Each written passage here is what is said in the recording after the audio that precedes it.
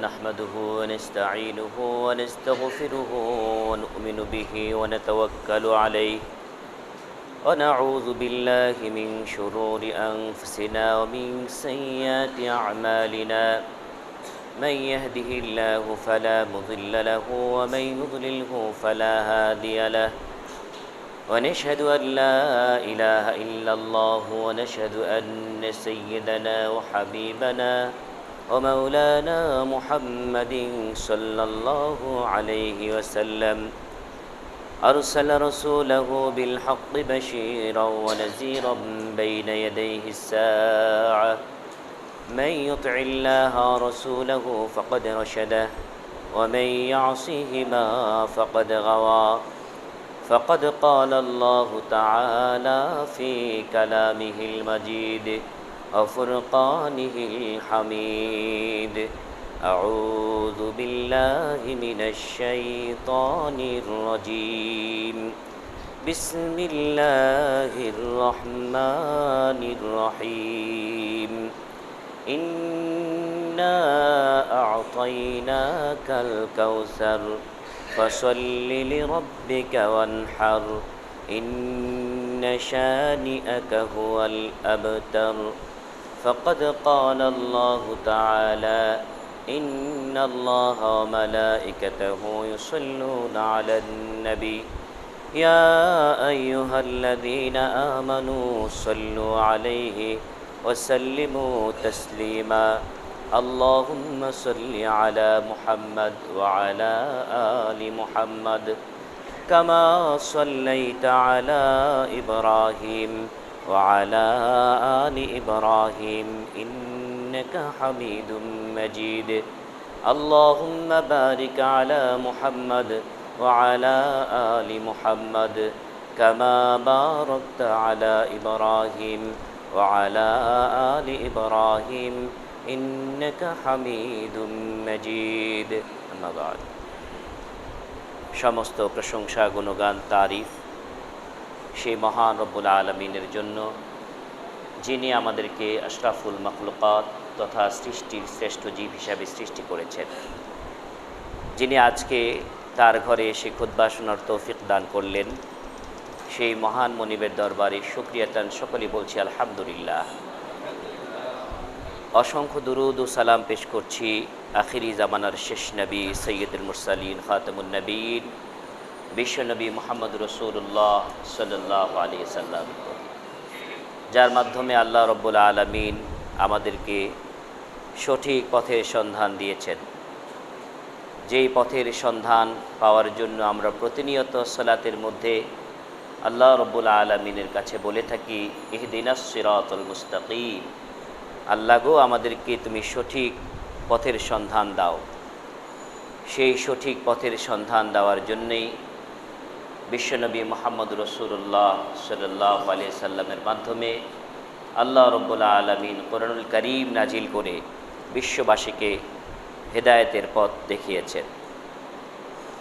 মুসলিম তাকেই বলে যে আত্মসমর্পণকারী, যে ব্যক্তি আল্লাহ আল্লাহ রাসূলের কথার উপর আত্মসমর্পণ করবে, সামিআনা ওয়া আতানা, শুনবে এবং মেনে নেবে আল্লাহ রাব্বুল আলামিনের কথা, তিনি হচ্ছেন মুসলিম। এবং এই মুসলিমদের যিনি উৎকৃষ্ট নমুনা, মুসলিমদের একনিষ্ঠ মুসলিম হিসাবে যিনি পৃথিবীর মানুষের কাছে পরিচয় লাভ করেছেন, আল্লাহ যার পরিচয় তুলে ধরেছেন, তিনি হচ্ছেন হযরত ইব্রাহিম আলাইহিস সালাম। ইব্রাহিম আলাইহিস সালামের কর্মকাণ্ডকে, আত্মসমর্পণকে আল্লাহ রাব্বুল আলামিন এতটা পছন্দ করেছেন, যে কারণে কিয়ামত পর্যন্ত ইব্রাহিম আলাইহিস সালামের সুন্নাহগুলি, ইব্রাহিম আলাইহিস সালামের সেই আল্লাহ পাকের হুকুমগুলি মানার যে পদ্ধতি, যে ত্যাগ স্বীকার তিনি করেছিলেন, তার সেই সুন্নাহগুলি আল্লাহ রাব্বুল আলামিন আমাদের সামনে স্পষ্ট করে এখনও রেখেছেন। তারই ধারাবাহিকতায় গোটা মুসলিম বিশ্ব আজকে ইব্রাহিম আলাইহিস সালামের সেই সুন্নাহগুলিকে স্মরণ করার জন্য আল্লাহ রব্বুল আলমিনের পক্ষ থেকে আদেশ পেয়ে ছুটে গিয়েছেন সেই আল্লাহর ঘর বাইতুল্লাহ মক্কাতে। অসংখ্য মুসলিম আজকে সেখানে যে হজ উমরার মাধ্যমে সেই স্মৃতিগুলি আল্লাহ রব্বুল আলমিনের হুকুমে তারা পালন করবেন। তা আমরা যারা যেতে পারিনি তাদের জন্য ইব্রাহিম আলাইহিস সালামের কিছু আদর্শ আল্লাহ রব্বুল আলমিন আমাদের জন্য উপহার দিয়েছেন। সেই আদর্শের মধ্যে একটি হচ্ছে কুরবানি। এই মাসটা হচ্ছে জিলকদ মাস। আজকে মনে হয় 26শে জিলকদ, 4 দিন পরেই শুরু হবে জিলহজ, হজের মাস। হজের মাসে হাজি সাহেবরা হজ করবেন। যেহেতু হজের মাস ছাড়া হজ হয় না, ওমরা হয় কিন্তু হজ হয় না। হজের জন্য নির্দিষ্ট মাস এবং তারিখের প্রয়োজন হয়। হজের জন্য যে সবচেয়ে গুরুত্বপূর্ণ যে তারিখ তা হচ্ছে 9 জিলহজ, অর্থাৎ যেটাকে আরাফাতের দিবস বলা হয়। সে আরাফাতের একত্রিত হওয়াটাই মূলত মূল হজ। যারা আরাফার ময়দানে যাবে না, আরাফার ময়দানে উপস্থিত হতে পারবে না, তাদের হজ হবে না, কিন্তু ওমরা হয়ে যাবে। এই জন্য আল্লাহ রব্বুল আলমিন যারা আরাফাতের ময়দানে গিয়েছেন তাদের তো হজ হবে, কিন্তু যারা আমরা আরাফাতের ময়দানে যেতে পারিনি তাদের জন্য আল্লাহ রব্বুল আলমিন আমাদের বঞ্চিত করেননি। তিনি বিশ্বনবী মুহাম্মদ রাসূলুল্লাহ সাল্লাল্লাহু আলাইহি সাল্লামের মাধ্যমে জানিয়ে দিয়েছেন যে আরাফার দিনের সিয়াম আল্লাহ রব্বুল আলমিনের কাছে এত পছন্দনীয় যে বিগত 1 বৎসর এবং সামনের 1 বৎসরের গুনাহের কাফারা হয়ে যায়। সুবহানাল্লাহ। একদিনের সিয়াম বিগত 1 বৎসর এবং সামনের 1 বৎসরের গুনাহের কাফারা হয়ে যায়। এজন্য যারা হজ করতে গিয়েছেন আর আমরা যারা হজ করতে যাইনি, আরাফার ময়দানে উপস্থিত হতে পারবো না, তাদের জন্য এটা বিরাট একটি সুযোগ যে জিলহজ মাসের আরাফাতের দিনে সিয়াম পালন করা। এছাড়া আমাদের জন্য যেহেতু হাজি সাহেবরা তামাত্তু এবং কিরান হজ করতে যেয়ে তারা কোরবানি করতেই হয়, এজন্য তাদের জন্য একই দিনে 2টি কোরবানির প্রযোজ্য। একটি হজের কোরবানি আলাদা করে আবার কোরবানির প্রয়োজন হয় না, কিন্তু আমাদের জন্য আল্লাহ রব্বুল আলমিন সেই কোরবানির বিধানটা সারা পৃথিবীর মুসলমানদের জন্য যাদের সামর্থ্য আছে তাদের জন্য রেখে দিয়েছেন, বলি আলহামদুলিল্লাহ। সেই কোরবানি আমাদের সামনে সমাগত। সেই জিলহজ মাসকে কেন্দ্র করেই সে আরাফাতের ময়দান কোরবানির দিবস আমরা উদযাপন করব। এর প্রস্তুতি হিসাবে আমাদের কি করণীয়, কি বর্জনীয় এবং কোরবানি কোত্থেকে আসলো, আল্লাহ রব্বুল আলমিন এই কোরবানির বিধান কিভাবে দিলেন, এর সংক্ষিপ্ত আলোচনা ইনশাআল্লাহ আজকের খুতবার মধ্যে আলোচনা করতে চেষ্টা করব ইনশাআল্লাহ। আল্লাহ রব্বুল আলমিন কুরআনুল কারীমে একটি সূরা নাজিল করেছেন। সেই সূরাটার নাম হচ্ছে সূরা কাউসার। এই সূরাটা আমরা সকলেই পড়তে পারি, জানি। ছোট সূরা হিসাবে আমরা অনেকই সময় নামাজের মধ্যে, সালাতের মধ্যে এই সূরাটাই বেছে নিই। যদিও সূরাটা ছোট্ট সূরা, কিন্তু এর তাৎপর্য অনেক। কারণ বিশ্বনবী মুহাম্মদ রাসূলুল্লাহ সাল্লাল্লাহু আলাইহি সাল্লাম যখন দ্বীনের দাওয়াতি কাজ করছিলেন, ওনাকে অনেকভাবে প্রতিরোধ করার চেষ্টা করেছে কাফেররা। এমনকি আল্লাহর নবীকে গালি দিয়েছে বিভিন্নভাবে। কখনো বলেছে মিথ্যাবাদী, কখনো বলেছে যে কবি, কখনো বলেছে জাদুকর, এভাবে করে গালি দিয়েছে। এবং এই গালাগালি করেও আল্লাহ রব্বুল আলমিনের যে তাওহীদের দাওয়াত, এ থেকে বিরত রাখতে পারেননি। তিনি দাওয়াতি কাজ করেছেন, শেষ পর্যন্ত আঘাত দিয়েছে মানসিকভাবে। মানুষের কিছু দুর্বল পয়েন্ট আছে যেগুলি মানুষের কোনো হাত নেই, এগুলি আল্লাহ রব্বুল আলমিনের পক্ষ থেকে দেওয়া। একটা মানুষ কালো, এটা আল্লাহ বানিয়েছে। কাউকে কালো বলে গালি দিলে সে কষ্ট পায়, আসলে সে কষ্ট পায় না, আল্লাহ কষ্ট পায়। কাউকে খাটো বানিয়েছেন, এটা আল্লাহ পাক বানিয়েছেন। বিয়ে করার পর কাউকে ছেলে দিয়েছেন, কাউকে মেয়ে দিয়েছেন, এটা আল্লাহ পাকের ইচ্ছে। আবার কাউকে আল্লাহ কিচ্ছু দেননি, 20 বছর 25 বছর হয়ে গেছে, বিয়ে হয়েছে, তার সন্তান নেই। মানুষ তখন এই গালিটা খুব পোক্ত করে দেয়, তুমি তো নির্বংশ, তোমার তো কোনো বংশ পরিচয় নাই, তুমি এত কিসের বাহাদুরি? তোমার মৃত্যুর পরে কোটি কোটি টাকা মানুষ লুটে পুটে খাবে, তোমার তো ছেলে সন্তান নাই। এরকম একটা আঘাত দেওয়ার জন্য মানুষ এই শব্দটা বেছে নেয়, নির্বংশ। তো বিশ্বনবী মোহাম্মদ রসুল্লাহ সাল্লাল্লাহু আলাইহি সাল্লামকে গালি দেওয়ার জন্য কাফেররা এই শব্দটা বেছে নিয়েছিল। শব্দটা ছিল আবতার, আবতার, নির্বংশ। কিন্তু আল্লাহ রাব্বুল আলামিন এই কথা বলে যখন মানসিকভাবে টর্চারিং শুরু করে দিল, আল্লাহ রাব্বুল আলামিন সান্ত্বনা দিলেন যে তোমাকে তো তারা আবতার বলছে। এরই পরিপ্রেক্ষিতে আল্লাহ রাব্বুল আলামিন সূরা কাউসার নাজিল করে আল্লাহ রাব্বুল আলামিন নবী মুহাম্মদ রাসূলুল্লাহ সাল্লাল্লাহু আলাইহি সাল্লামকে সান্ত্বনার বাণী শোনালেন, উপহারের বাণী শোনালেন এবং কর্মসূচি দিয়ে দিলেন। একটি সূরার মধ্যে, ছোট্ট একটি সূরা, অনেকগুলি বিষয় আল্লাহ রাব্বুল আলামিন ইনক্লুড করলেন। আল্লাহ রাব্বুল আলামিন প্রথমে জানিয়ে দিচ্ছেন, ইন্না আ'তাইনাকাল কাউসার। রাসূল, আপনি মনঃক্ষুণ্ণ হবেন না, আপনাকে বিরাট একটি নিয়ামতের সুসংবাদ দিচ্ছি। কাউসার আপনাকে উপহার দিব। কাউসার, যে কাউসারের পেয়ালা হবে আকাশের তারকারাজির চাইতে আরও বেশি, অগণিত। সেই পেয়ালার মধ্যে থাকবে কাউসারের সেই পানীয়, যে পানীয় পান করানোর জন্য আপনি সিলেক্টেড, আপনি এর একমাত্র হকদার। আপনি যখন পানি পান করাতে থাকবেন, যেদিন পৃথিবীর কোনো পানি থাকবে না, পিপাসায় মানুষ বুক ফেটে যাবে, সেদিন দৌড়িয়ে যাবে আপনার কাছ থেকে এই পানি পান করার জন্য। আপনি তো উদার মনে সকলকেই পানি পান করাতে থাকবেন, কিন্তু বাধাগ্রস্ত হবেন। ফেরেশতারা বলবে, সাবধান, এই লোকটাকে ইয়া রাসূলুল্লাহ পানি পান করাবেন না। কেন? এই লোকটা আপনার মৃত্যুর পরে বিদআত করেছে, নতুন নতুন জিনিস আবিষ্কার করেছে, যেটা আপনি জানতেন না। কাজী এই হাদিস থেকে প্রতীয়মান হয়, মৃত্যুর পরে আল্লাহর নবীর কাছে কোনো সংবাদ উম্মতের নাই। কে বিদআত করেছে, কে শিরিক করেছে, এগুলি কিছুই জানেন না। গায়েবের খবর একমাত্র আল্লাহ জানেন। কে জানেন? আল্লাহ জানেন। আল্লাহ রাসূল গায়েবের খবর জানেন না। যদি জানতেন তাহলে এই কথা আসতো না যে ইয়া রাসূলুল্লাহ আপনি কিছুই জানতেন না। তখন বলা হবে, এই লোকদেরকে আপনি পানি পান করান। এ হচ্ছে হাউজে কাউসারের বৈশিষ্ট্য।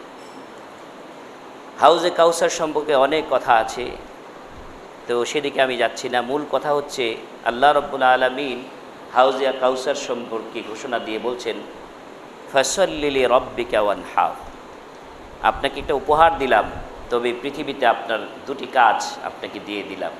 ফাসাল্লি লিরাব্বিকা ওয়ানহার, আপনার রবের জন্য আপনি সালাত আদায় করুন এবং কুরবানি করুন।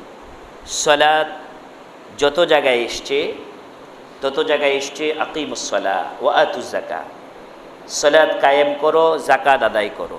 সালাতের সাথে যাকাতের কথা আসছে,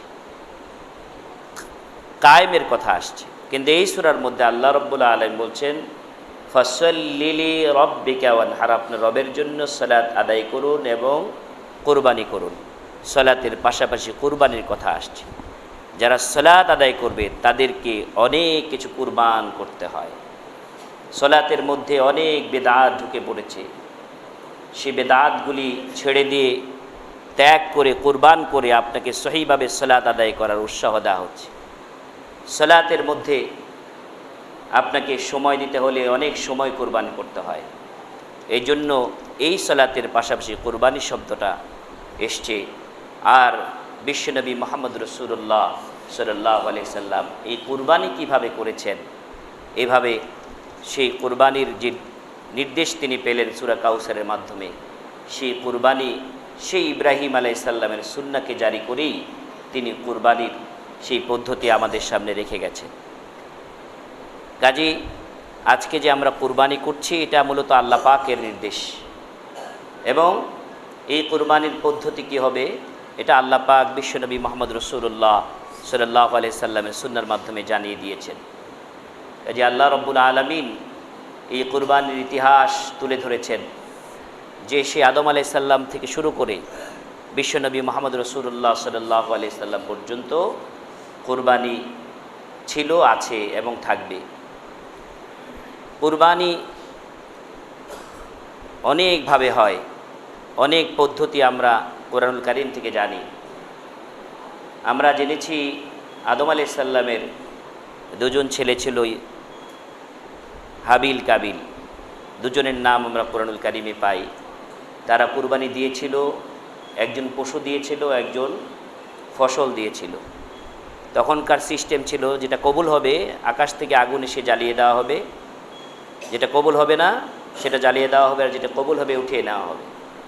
এভাবে করে পশু কবুল হলো কাবিলের, উঠিয়ে নেওয়া হলো, হাবিলের কবুল হয়নি, জ্বালিয়ে দেওয়া হলো। এভাবে ঘটনা আমরা পেয়েছি। এবং যে ঘটনাটা আমরা খুব ব্যাপকভাবে আমরা জানি, এই ঈদুল আজহা, কুরবানির ঈদ, বকরি ঈদ, তিনটি নামে আমরা চিনি। ঈদুল আজহা, কুরবানির ঈদ, বকরি ঈদ, তিনটি নামে আমরা এই উপমহাদেশের মানুষ এই ঈদকে চিনে থাকি। এর সাথে ঈদুল আজহা মানে জবাহ করার একটা ঘটনা আমরা এই ঈদ আসলে আমরা শুনে থাকি। এটাও বানিয়ে বানিয়ে আপনি যদি শোনান জাতিকে তাহলে ভুল হবে। যেভাবে কোরআনুল কারিমে এসছে সেভাবেই জাতিকে জানাতে হবে। আর এর থেকে কি শিক্ষা আছে সেই শিক্ষাটাও গ্রহণ করতে হবে। এই জন্য আল্লাহ রাব্বুল আলামিন ইব্রাহিম আলাইহিস সালামের যে কুরবানির ইতিহাস কোরআনুল কারিমে তুলে ধরেছেন, এই তুলে ধরতে গিয়ে কিছু ঘটনা তিনি আল্লাহ রাব্বুল আলামিন আমাদের জন্য জানিয়ে দিলেন যে তার আকীদার, তার ইবাদতের পদ্ধতিটা কেমন ছিল। যেমন আমরা আল্লাহর কাছে চাই, কখন চাই? যখন আকাঙ্ক্ষিত বস্তু না পাই তখন চাই। আমার চাহিদা, বিয়ে করেছি সন্তান হয় না, সন্তান চাই আল্লাহর কাছে। অনেক সময় পাই, অনেক সময় পাই না, মন খারাপ হয়, এত চাইলাম পাইলাম না। পরামর্শ দেওয়া হয়, আপনি তো চেয়েছেন কিন্তু উসিলা ধরেন নাই। কি উসিলা ধরতে হবে? যে মাজারে মান্নত মানেন, ওই মাজারটা খুব গরম, ওই মাজারে গেলে ছেলে পাওয়া যায়, ওই মাজারে মান্নত করলে ছেলে পাওয়া যায়, এরকম পরামর্শ আছে। ইমানকে বিকিয়ে দিয়ে আপনি মাজারের কাছে, মৃত মানুষের কাছে গিয়ে হাত পাতেন, দান করেন, সদকা করেন, উরুসে শরীক হন। এগুলি সব বেদাত, শিরকে পরিপূর্ণ। ইসলামের সাথে এগুলির কোনো সম্পর্ক নেই। বরঞ্চ আমরা যদি কোরআন থেকে জানি যার ছেলে হয় না, মেয়ে হয় না, তারা কি করবে, সেই শিক্ষাই ইব্রাহিম আলাইহিস সালামের ঘটনা আল্লাহ রাব্বুল আলামিন তুলে ধরেছেন। এভাবে যখন ইব্রাহিম আলাইহিস সালামের বয়স বেড়ে গেল, তিনি আকাঙ্ক্ষিত, তিনি চাইলেন আল্লাহ আমার একটা ছেলে সন্তানের দরকার, তাওহীদের রিসালাতের দায়িত্ব পালন করতে হলে। এই জন্য তিনি কোনো উসিলা না, ডাইরেক্ট চাইলেন। কি বললেন? রব্বি হাবলি মিনাস সালিহিন। রব্বি, প্রথমেই রব উচ্চারণ করেছেন, হে আমার রব। রবের কাছে চাইলেন, সরাসরি রবের কাছে চাইলেন, রব্বি হাবলি, আমাকে দাও, মিনাস সালিহিন, নেককারদের অন্তর্ভুক্ত একটা সন্তান আমাকে দাও। কোনো উসিলা নাই, ডাইরেক্ট চাইলেন। কার কাছে চাইলেন? রবের কাছে চাইলেন।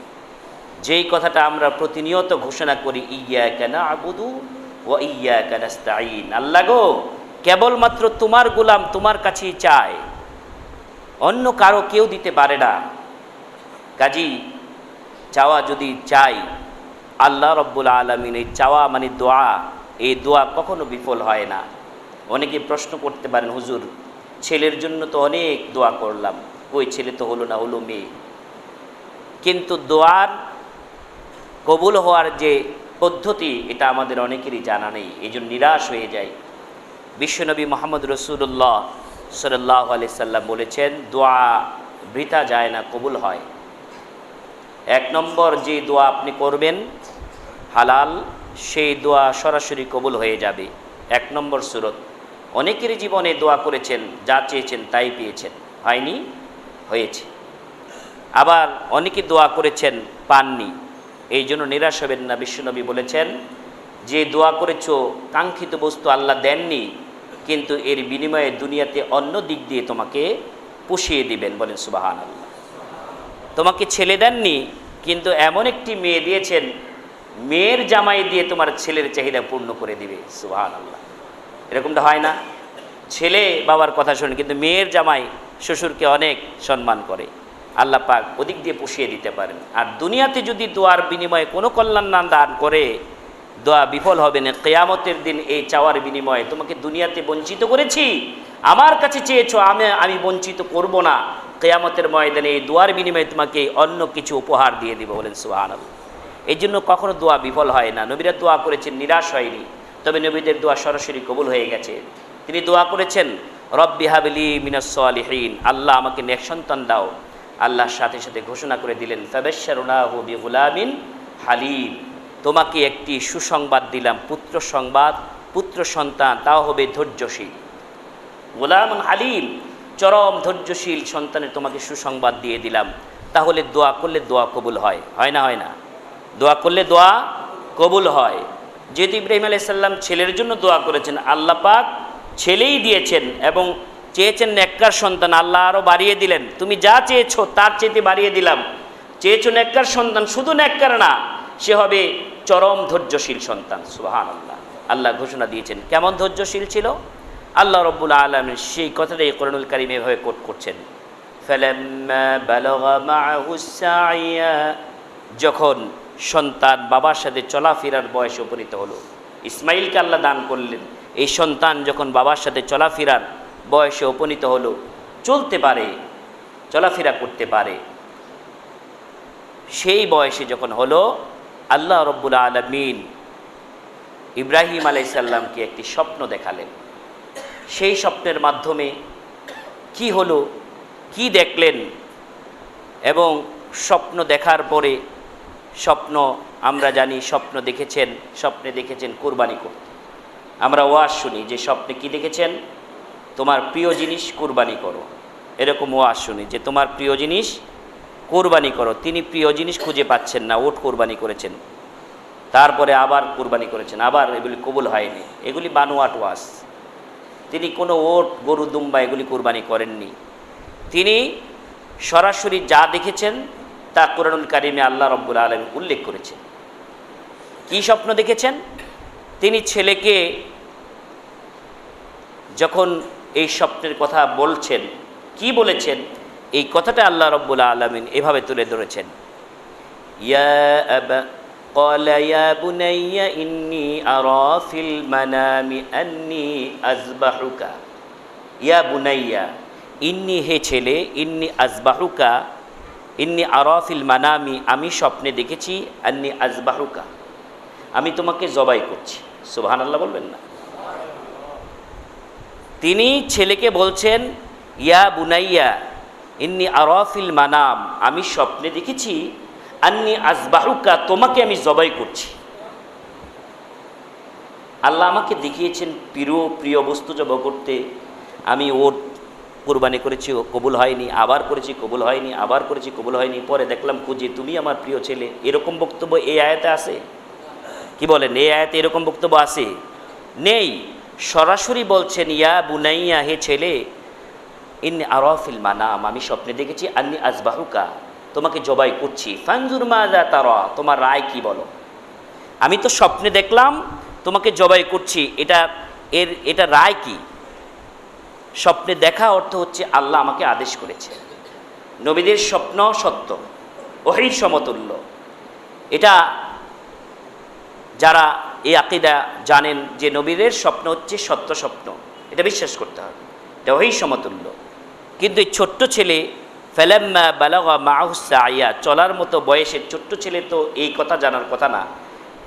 সে তো বলতে পারতো এটা তো স্বপ্ন, আপনি স্বপ্নে দেখেছেন আমাকে জবাই করছেন, স্বপ্ন তো কত রকমই হয় আব্বা। কিন্তু ছেলেকে যখন ফানজুর মাযা তারা, তোমার রায় কি জিজ্ঞেস করেছেন, তখন ছেলে কি উত্তর দিয়েছেন তাও আল্লাহ কুরআনুল কারীমে তুলে ধরেছেন। কারণ কুরআনুল কারীমে আল্লাহ রব্বুল আলামিন ছেলে সম্পর্কে বলেছেন, ফাবাশশারনাহু বিগুলামিন হালিম, পরম চরম ধৈর্যশীল সন্তানের সুসংবাদ তোমাকে দিচ্ছি। কাজে কেমন ধৈর্যশীল সন্তান তার বক্তব্য থেকে এটা বোঝা যায়। তিনি বলছেন, ক্বালা ইয়া আবাতি ফাআল মা তু'মার, ক্বালা ইয়া আবাতি ফাআল মা তু'মার, বাবা, মা তু'মার, যা আপনি স্বপ্নে আদিষ্ট হয়েছেন। সুবহানাল্লাহ। ছেলে বলছে, বাবা, আপনি স্বপ্নে যা দেখেছেন তা না। তিনি বলেছেন, আমি স্বপ্নে দেখেছি, আদিষ্ট হয়েছি, এটা বলেননি ইব্রাহিম আলাইহিস সালাম। বলেছেন আমি আরাফিল মানাম, আমি স্বপ্নে দেখেছি, কিন্তু আল্লাহ আদেশ করেছেন এই কথা বলেননি। আর ছোট্ট সন্তান বলছি ইয়া আবাতি ফাল মা তুমার, করে ফেলেন যা আপনি আদিষ্ট হয়েছেন, বলেন সুবহানাল্লাহ। এবং সাথে সাথে বলছেন সাতাজিদুনি ইনশাআল্লাহু মিনাস সাবিরিন, সাতাজিদুনি, আমাকে এখনই পাবেন, এখনই আমি রেডি।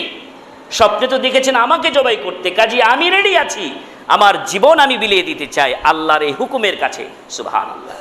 তবে আমি এভাবে না, কথার কায়দা দেখেন, সাতাজিদুনি ইনশাআল্লাহ, যদি আল্লাহ চান। আমার জীবনকে আমি দিয়ে দিতে পারবো কে চাইলে? আল্লাহ চাইলে। ইনশাআল্লাহ। মুসলিম জাতিকে এতভাবে আল্লাহ কোরআন থেকে শিক্ষা দিচ্ছেন, যখনই কোনো কাজ করবে আগে বলবে কি? ইনশাআল্লাহ। আল্লাহ যদি চায়, আল্লাহ আমার কোনো ক্ষমতা নেই, আল্লাহ তুমি যদি চাও আমি ইচ্ছে করতে পারবো, কিন্তু তুমি না চাইলে আমার করার কোনো ক্ষমতা নেই। আর আল্লাহ রাব্বুল আলামিন এত দয়ার সাগর, ভালো কাজের ইচ্ছে করে করতে পারলে না সব লিখে দিব, সুবহানাল্লাহ। ভালো কাজের ইচ্ছে করার সাথে সাথে সব লেখা হয়ে যায়, আর খারাপ কাজের ইচ্ছে করলে গুনাহ লেখা হয় না যতক্ষণ না করো। কত ইহসান করেছেন। কাজী আল্লাহ রাব্বুল আলামিন, এই ছোট্ট ছেলে বলছে সাতাজিদুনি, আমাকে পাবেন ইনশাআল্লাহ, যদি আল্লাহ চান। কিসে পাবেন? মিনাস সাবিরিন, সবুরকারীদের মধ্যে পাবেন, সুবহানাল্লাহ। জীবন বিলিয়ে দেওয়া, কুরবানি হয়ে যাওয়া আল্লাহর রাহে, এটা সবুর ছাড়া হয় না, ধৈর্য ছাড়া হয় না, নিজের জীবনটাই বিলিয়ে দিব, এটা সবুর ছাড়া হয় না। এই জন্য বলছেন আমি একা সবুরকারী না, আমি সবুরকারীদের অন্তর্ভুক্ত হতে চাই, যদি কে চান, ইনশাআল্লাহ, যদি আল্লাহ চান। এই কথা সুন্দর করে, এই কথাগুলি আল্লাহ রাব্বুল আলামিন, ছোট্ট বাচ্চার কথাগুলি এত পছন্দ হলো। এবং আল্লাহ রাব্বুল আলামিন জানিয়ে দিচ্ছেন, শুধু কথায় না, শুধু কথায় না, ডায়লগ দিয়ে শেষ করেননি যে বাবাকে খুশি করার জন্য আমি ডায়লগ দিলাম, ছোট্ট মানুষ বাবা খুশি হয়ে যাবেন, তা না। আল্লাহ রাব্বুল আলামিন জানিয়ে দিচ্ছেন ওয়াতাল্লাহু লিল জাবিন, ওয়াতাল্লাহু লিল জাবিন, ঘাটটা, মুখটা নিচু করে ঘাটটা পেতে দিলেন। বলে হাত বেঁধেছে, পা বেঁধেছে, তারপরে কুরবানি। কে বলেছে? হাত বাঁধার প্রয়োজন হয়নি। সাতাজিদুনি ইনশাআল্লাহ মিনাস সাবিরিন, আমি সবুরকারীদের অন্তর্ভুক্ত হয়ে যেতে চাই বলে গলাটা পেতে দিলেন। আমাকে জবাই করেন, স্বপ্নে দেখেছেন, আল্লাহ আদেশ করেছেন, আমি এখনই রেডি আছি, জবাই করেন। আল্লাহ রাব্বুল আলামিন যখনই বাবা এবং ছেলে একজন নিজের কলিজার টুকরা আল্লাহর রাহে কুরবানি করে দেওয়ার জন্য, স্বপ্নকে বাস্তবায়ন করার জন্য রেডি হয়ে গেল, আর একজন নিজের জীবনকে বিলিয়ে দেওয়ার জন্য জমিনে শুয়ে পড়ল, আল্লাহ রাব্বুল আলামিন ডেকে বলেন ফালাম্মা আসলামা ওয়া তাল্লাহু লিল জাবিন, ফালাম্মা আসলামা, দুজনে আত্মসমর্পণ করলো। একজন আত্মসমর্পণ করলো নিজের সন্তানকে নিজ হাতে কুরবানি করে দেওয়ার জন্য, আর একজন নিজের জীবনটাকেই বিলিয়ে দেওয়ার জন্য তাল্লাহু লিল জাবিন, মাটিয়ে শুয়ে পড়েছে, সুবহানাল্লাহ। একজন নিজের কলিজার টুকরা, যাকে শেষ বয়সে চেয়ে আনা হয়েছে, আল্লাহ এমনিতে দেননি, বলেছেন ফাবাশশির ইয়া রব্বি হাবলি মিনাস সালিহিন, আমাকে একটা সন্তান দেন আল্লাহ। চাওয়ার পরে পাওয়া আদরটা কম না বেশি? বেশি। চাওয়ার পরে পাওয়া আদরটা অনেক বেশি। সেই আদরের কলিজার টুকরা নিজের সন্তানকে শুধুমাত্র স্বপ্নে দেখেছেন যে জবাই করছেন, এই কথাটা জেনেই উনি প্রস্তাব করেছেন আর রাজি হয়ে গেল। দুজনকেই আল্লাহ রাব্বুল আলামিন বলছেন তারা দুজনেই আত্মসমর্পণ করলো, দুজনেই আত্মসমর্পণ করলো। যখন দুজনে আত্মসমর্পণ করে রেডি হয়ে গেল, কুরবানি করছেন, সেই মুহূর্তে আল্লাহ রাব্বুল আলামিন যখন কোনো অজুহাত দাঁড় করেন নাই, দুজনেই ফালাম্মা আসলামা, দুজনে আত্মসমর্পণ করে ফেলল। আল্লাহ রাব্বুল আলামিন দেখতে চেয়েছেন তাদের অনুভূতিটা, তাদের আত্মসমর্পণের নমুনা। যারা আত্মসমর্পণ করে তারাই কি মুসলিম, তারাই হচ্ছে কি মুসলিম। ফালাম্মা আসলামা, দুজনে আত্মসমর্পণ করলো আল্লাহর আইনে। কার আইনে?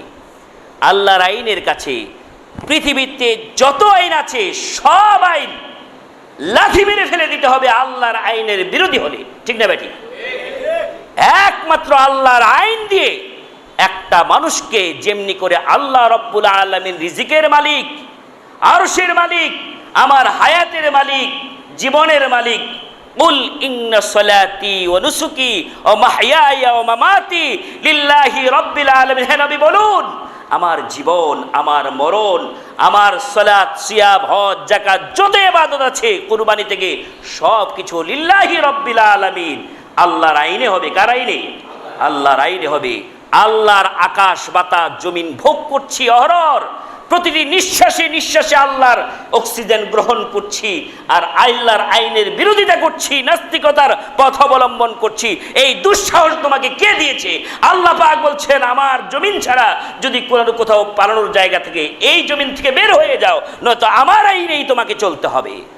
এই জমিন থেকে বের হওয়ার কোনো ওয়ে আছে? একমাত্র মৃত্যু হলে এই জমিনেই তোমাকে দাফন করা হবে, পালানোর কোনো রাস্তা নেই। কাজে আল্লাহর হুকুম মানতেই হবে।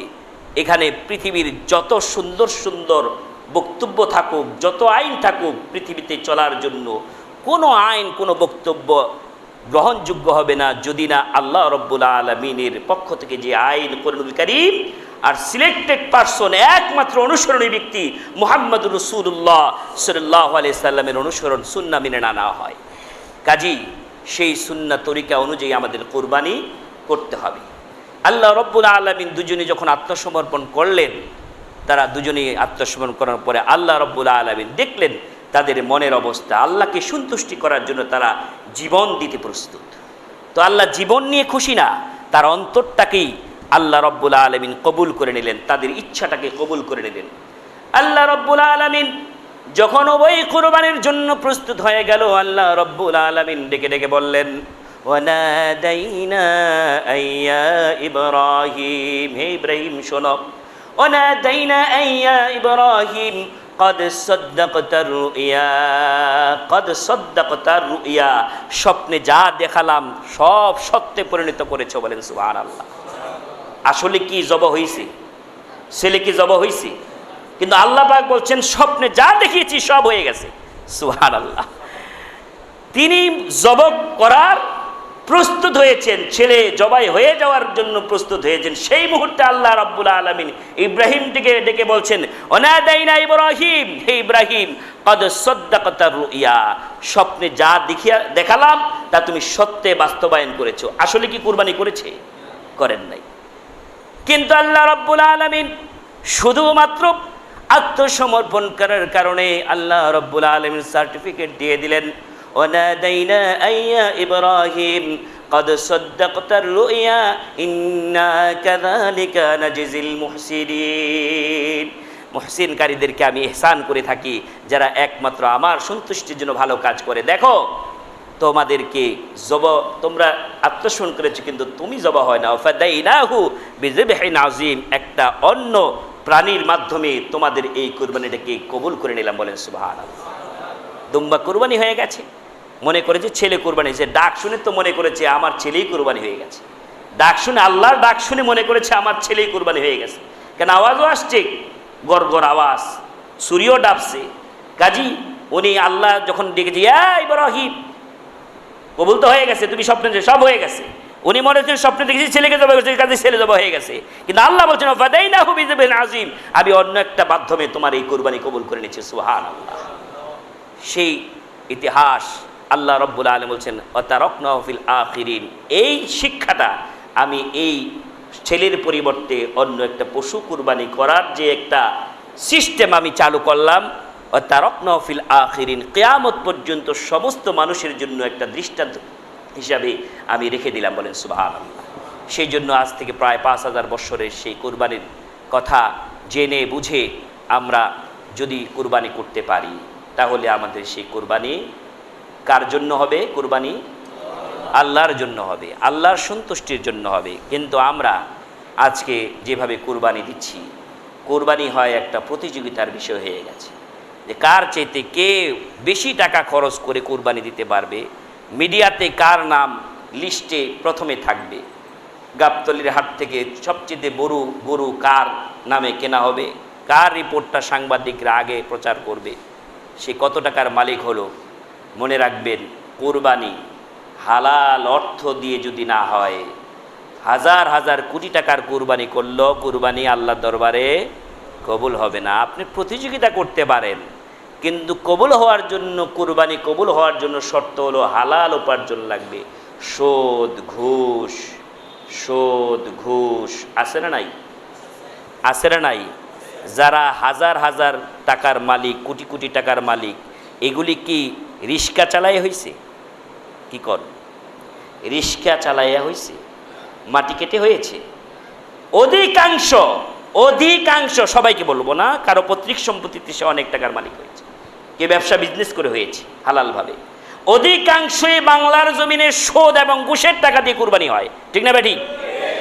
এই কুরবানি যত মালা পরাইয়া মিডিয়ার সামনে নিয়ে প্রচার করে কুরবানি দেন, মানুষ জানবে আল্লাহ একটা প্রশংসা আপনার কুরবানি কবুল হবে না। এই জন্য যদি আপনার সামর্থ্য থাকে, একটা ছাগল, একটা ভেড়া, মাত্র বয়স 1 বৎসর, খুব বেশি বড় হয় নাই, মাত্র বয়স কত? 1 বৎসর যদি হয়, মাত্র 5 থেকে 6 হাজার টাকা যদি আপনার কাছে থাকে, আপনার টোটাল ফ্যামিলির পক্ষ থেকে কোরবানি হয়ে যাবে। বলেন সুবহানাল্লাহ। এই টাকাটা কি আমাদের পকেটে অনেকের আছে না? নাই, আছে, হালালভাবেই আছে। তাহলে হালালভাবে থাকার পরেও যদি কেউ কুরবানি না দেয়, আল্লাহর নবী বলেছেন এতটুকু স্যাক্রিফাইস, এতটুকু কুরবানি, যদি অর্থের কুরবানি তুমি যদি না করতে পারো, সামর্থ্য থাকার পরেও যদি কুরবানি না দাও, তাহলে তোমার ঈদগাহে এসে আনন্দ করার কোনো অধিকার নাই। কিন্তু অনেকে সামর্থ্য থাকার পরও কুরবানি দিতে চাই না, আবার দিল হালাল হারামের বাছাই করি না, তারাই দেখা যায় ঈদের মাঠে সবার আগে, ঠিক না বেঠিক? যায় নামাজ আগেই বিছিয়ে রাখা হয়, সিলেক্ট করে রাখা হয় যে ইনি মন্ত্রী, ইনি এমপি, উনি প্রধানমন্ত্রী, ওনার যায় নামাজ আগে। এই রেওয়াজ কোথায় পেলেন? যে আগে আসবে সে আগে বসবে, যে পরে আসবে, প্রধানমন্ত্রী হলো, প্রেসিডেন্ট হলো, পিছনেই বসবে, তাকে সেলুট দিয়ে আগে আনা যাবে না, ঠিক না বেঠিক? কাজী সংরক্ষিত কোনো জায়গা মসজিদে ঈদগার মধ্যে রাখা যাবে না, শুধুমাত্র ইমাম সাহেব ব্যতীত। এছাড়া যতই বুজুর্গ হোক, যতই ক্ষমতাধর হোক, তাদের জন্য যায় নামাজ বিছিয়ে রাখা যাবে না। পরে আসলে পরেই বসতে হবে, ধাক্কা দিয়ে কাত করে সরেন আপনারা, কাজ হবে না। কিন্তু তাই দেখা যায় নামাজের বিছানো আগে, আর তাদের জন্য সুন্দর পথ করে দেওয়া হচ্ছে, মন্ত্রী এমপি তারা বসবে সামনে। এগুলি ঈদগাহ, এটা প্রদর্শনী করা হচ্ছে, প্রদর্শনীর জন্য করা হচ্ছে। যেরকম কুরবানির প্রদর্শনী, সেরকম ঈদগাহের মধ্যে প্রদর্শনী। এই প্রদর্শনী আল্লাহর দরবারে কবুল হবে না। দুনিয়ার মধ্যে আপনি বাহাদুরি করতে পারবেন, আল্লাহর দরবারে কবুল হবে না। কাজী আসুন, এই যে আমাদের সামনে আসছে জিলকদ, শেষ হয়ে আসবে কোন মাস? জিলহজ। আজকে জিলকদের 26 তারিখ, 27, 28, 29 এভাবে চাঁদের যখন চাঁদ দেখা যাবে, সেদিন থেকে জিলহজের চাঁদ দিগিন উঠবে। এরপর থেকে আমাদের কিছু করণীয় বর্জনীয় আছে, যে করণীয় বর্জনীয়গুলি আজকেই বলার মুখ্যম সময়, কারণ আগামী জুমার আগেই আপনি জিলহজে ঢুকে যাবেন। আগামী জুমার আগেই আপনি কি করবেন? জিলহজ মাসে ঢুকে যাবেন। এই জন্য বিশ্বনবী মুহাম্মদ রাসূলুল্লাহ সাল্লাল্লাহু আলাইহি সাল্লামের বহু হাদিস থেকে দেখা যায় যে এই জিলহজের 9 তারিখ প্রথম থেকে 9 দিন, এই 9-10 দিনের মধ্যে যত ফজিলত, অন্য কোনো মাসের এত ফজিলত নাই। কারণ এই 10 দিনের মধ্যে সিয়াম আছে, সালাত আছে, অতিরিক্ত এক্সট্রা আছে হজ, যেটা অন্য কোনো মাসে নেই। হজ আছে, উমরা তো সারা বছর করতে পারবেন, কিন্তু হজ আপনি করতে পারবেন না। কুরবানি আছে, কুরবানি আপনি সারা বছর করতে পারবেন না। এই জন্য হজ এবং কুরবানি দুটি আলাদা বিষয়। আরাফার দিন থাকার কারণে এই দিনগুলি মুহাদ্দিসিনে কেরামদের মধ্যে আলোড়ন সৃষ্টি করেছে যে এই দিনগুলি খুব গুরুত্বপূর্ণ। আর এই দিনগুলির মধ্যে কিছু আমল আছে, এবং আমলগুলি করার আগে কিছু নিয়তের বিষয় আছে। সে কি? এই আমলগুলি বিশ্বনবী মুহাম্মদ রাসূলুল্লাহ সাল্লাল্লাহু আলাইহি সাল্লাম বলেছেন, যারা কুরবানির নিয়ত করবেন, পশু ক্রয় করবেন, তাদের কি কিছু আমল করতে হবে। তারা জিলহজ মাসের চাঁদ উঠলেই নখ, চুল, দাড়ি, টুপ যেগুলি পশম আছে এগুলি কাটা যাবে না এবং চামড়া উঠানো যাবে না, এটা নিষেধাজ্ঞা আছে। যারা কুরবানির নিয়ত করবেন যে আমি কুরবানি দিব, আমি দিব, এই সুন্নাহগুলি তাদের জন্য। যেরকম ইহরাম অবস্থায় ফালা রাফাসা ওয়ালা ফুসুকা ওয়ালা জিদালা ফিল হজ, হজের মধ্যে ইহরাম অবস্থায় অনেক কিছু নিষেধাজ্ঞা থাকে, ঠিক কুরবানির জন্য আল্লাহর নবী যারা কুরবানির উপযোগী কুরবানি নিয়ত তাদের জন্য এই নিষেধাজ্ঞা করেছেন। কিন্তু নিয়ত করতে হবে, আল্লাহর নবী বলেছেন এই জন্য করব। কিন্তু যদি নিয়ত করেন এই হাদিস শুনে, যেগুলি বানোয়াট জাল হাদিস, যে এই পশম যদি ঈদের দিন কাটি তাহলে কুরবানির সমান সওয়াব হবে, এগুলি ভুল। আল্লাহর নবী বলেছেন বাস করব, কিন্তু এই সওয়াব এটা ভুল থিম, ভুল ইনফরমেশন পেয়েছেন যে এই গরুর হাড্ডি, গরুর গোস্ত এগুলি ওজন করে 70 গুণ বাড়িয়ে দিয়ে তারপরে আবার নিকির পাল্লায় ওঠে, এগুলি ভুল। তারপরে এই গরু মোটা তাজা যত বেশি হবে এগুলি দিয়ে পুল সিরাত পার হতে তত সহজ হবে, এগুলি ভুল। কোরবানির সামর্থ্য হয়েছে বাস কোরবানি দিবেন। আর কোরবানির সাথে যারা রিলেটিভ তাদেরকে বিশ্বনবী বলেছেন আপনারা এইভাবে করে পশমগুলি কাটবেন না, কোরবানি দেওয়ার পরে কাটবেন। এটা হচ্ছে একটা সুন্নাহ। আরেকটা হচ্ছে যে আল্লাহ পাকের তালবিয়া, যেরকম হজ করতে গিয়ে তালবিয়া পাঠ করা হয়, হাজিদের জন্য বলা হয় লাব্বাইক আল্লাহুম্মা লাব্বাইক লাব্বাইক লা শারীকা লাব্বাইক ইন্নাল হামদা ওয়ান নি'মাতা লাকা ওয়াল মুলক লা শারীকা লাকা লাব্বাইক, এভাবে করে তালবিয়া পড়তে থাকে হাজিরা। আর আমাদের জন্য বিশ্বনবী মুহাম্মদ রাসূলুল্লাহ সাল্লাল্লাহু আলাইহি সাল্লাম এই 10 দিন বেশি বেশি করে আল্লাহর প্রশংসামূলক বাক্য উচ্চারণ করতে বলেছেন। আব্দুল্লাহ ইবনে ওমর এবং হযরত আবু হুরায়রা রাদিয়াল্লাহু তাআলা যখন বাজারে যেতেন তখন তারা জোরে তাকবীর পড়তেন। এই জিলহজ মাসের চাঁদের মধ্যে যখন তারা জোরে বাজারে যেতেন তখন আল্লাহু আকবার লা ইলাহা ইল্লাল্লাহু আল্লাহু আকবার ওয়ালিল্লাহিল হামদ এরকম তাকবীর পড়তেন আলাদা আলাদা করে। তখন তাদের তাকবীর শুনে অন্যান্য সাহাবীরাও তাকবীর ধ্বনি উচ্চস্বরে পড়তেন। অতএব আমাদেরও উচিত যখন এই জিলহজ মাসের চাঁদ দেখা যাবে তখন আমাদের মতো করে এক একজনে আলাদা আলাদা করে এই তাকবীরগুলি তাসবিহগুলি পড়া। এভাবে করে আমরা এই আমলটা করতে পারি। আরেকটা আমল হচ্ছে এই 9 দিনের প্রথম দিন থেকেই আপনি সিয়াম পালন করতে পারেন এবং একদম আরাফার দিন পর্যন্ত সিয়ামটা যদি রাখা হয় তাহলে উত্তম হয়ে যায়।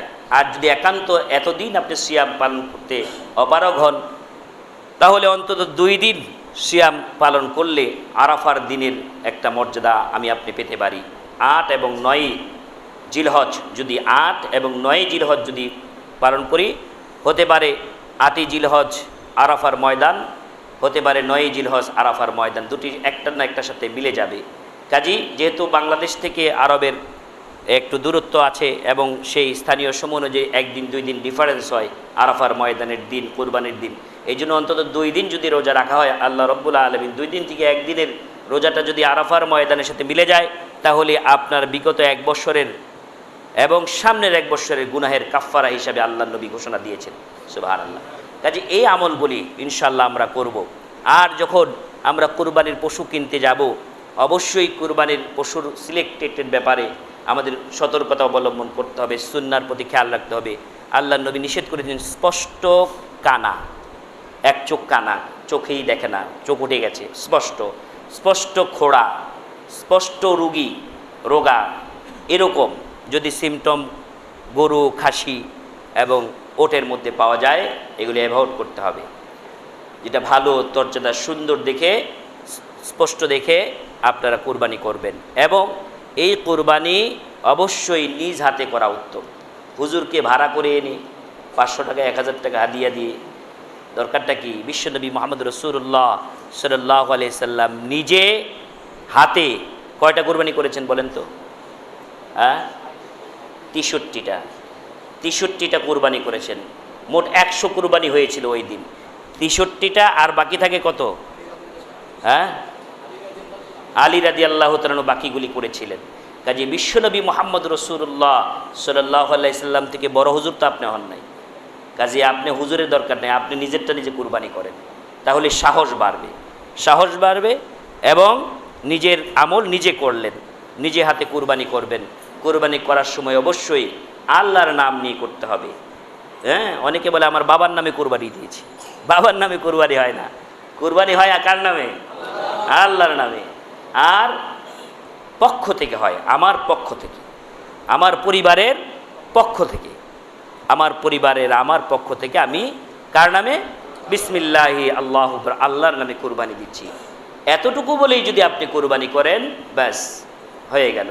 আল্লাহ রব্বুল আলামিন আমাদেরকে সঠিকভাবে এই ঈদুল আযহার, কুরবানির ঈদের, বকরি ঈদের আমলগুলি করার তৌফিক দান করুক, আল্লাহুম্মা আমিন। এবং সহি আমলগুলি করার তৌফিক দান করুক। আল্লাহ, যারা আমাদের পূর্বে চলে গেছেন তাদেরকে তুমি মাফ করে দাও। আল্লাহ, যারা আমরা বেঁচে আছি আমাদেরকে সুস্থ রাখো। আল্লাহ, যারা অসুস্থ তাদেরকে তুমি শাফায়ে কামেলা দান করো। রব্বুল আলামিন, যারা ঋণগ্রস্ত ব্যক্তি তাদেরকে ঋণ মুক্ত হওয়ার তৌফিক দান করো। আল্লাহ, যারা অভাব অনটনে আছে তাদের অভাবকে তুমি দূর করে দাও। রব্বুল আলামিন, যাদের ঘরে ছোট্ট ছোট্ট সন্তান তুমি দিয়েছো, সুস্থ রাখো, সবল রাখো এবং আল্লাহ তোমার দ্বীনের মুজাহিদ বানিয়ে দাও। আল্লাহ, আমাদেরকে তুমি তোমার হকের ওপর চলার তৌফিক দান করো। সমস্ত বাতিল পন্থা আমাদের পরিত্যাগ করার তৌফিক দান করো। বারাকাল্লাহু লানা ওয়া লাকুম ফিল কুরআনিল আযীম ওয়া নাফা'নাকুম বিল আয়াতি যিকরিল হাকীম ইন্নাহু তাআলা জাওয়াদুন কারীমুম মালিকুম বাররুফুর রহিম।